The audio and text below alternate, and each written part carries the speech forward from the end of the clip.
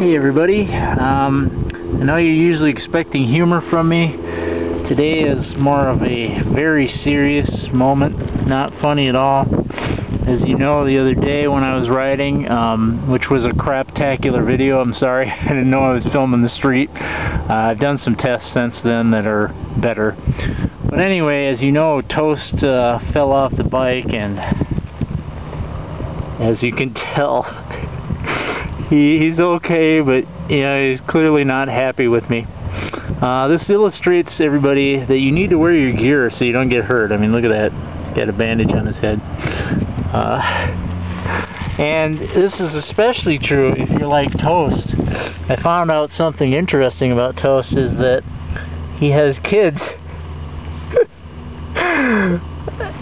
Oh my God, I'm sorry. I was really going to try to keep a straight face or not laugh when I did this, but Toast has kids.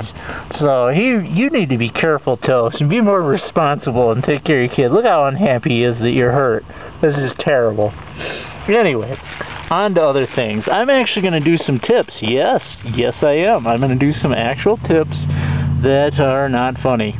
So, but I have never seen other vloggers tackle this stuff. So, tip number one, get yourself one of these. This little plastic plate that the kickstand can sit on. This will keep your bike from sinking into the ground and falling over, or sinking far enough where the pavement actually cools around it and then you have a bitch of a time pulling the kickstand out. Very good to have. They're free from motorcycle parts stores. Just walk in and tell them you want one of those little plates that the kickstand sits on. Very important. You don't think it'll happen, but it gets hot out, and they do. They sink and they fall. The bike will fall right over. So, and they're free. Come on, man. You can get them. This one's from a dealership. Well, just gave it to me. So, get yourself one of those. Another thing, one of my viewers, I'm sorry it took me so long to get to it, wanted to know about, or see the shifter. This is the shifter. This is where the back of your foot sits, and then your toes click this up or down. And while we're looking at this, another little tip is do not do what is called a lazy shift. A lazy shift is where you kind of notch this up gently and you don't like push your foot all the way up.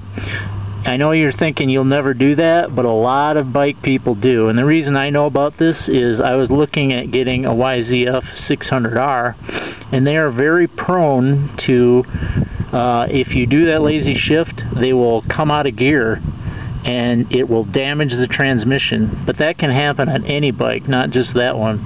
So you want to make sure when you're shifting, make sure you push that all the way up and it's in gear, because bikes can do that. They can come out of gear, and that's called a lazy shift. So make sure you're pushing your foot all the way up when you're doing that, or all the way down for that matter. Another little tip here is this. I put about a half bottle of this in my gas every month and a half.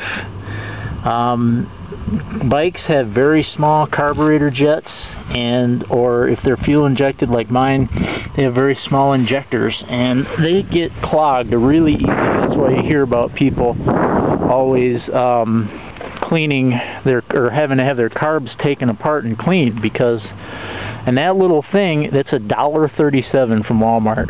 So pretty easy preventive maintenance to put in there every once in a while to keep it clean. My last tip is controversial, and I know some people are not going to agree with me. I never use the kill switch when I shut the bike off. I always shut it off with the key. And the reason I do that is because I had a friend who had one of these switches go bad, because he was using it to shut the bike off. Well, one time it stuck. The switch said that the bike was on, but it wasn't, and the bike just would not start. He had to push it home just about a mile in the rain, and then when he got it there, you know, we tried it again and it just started, and he was so pissed.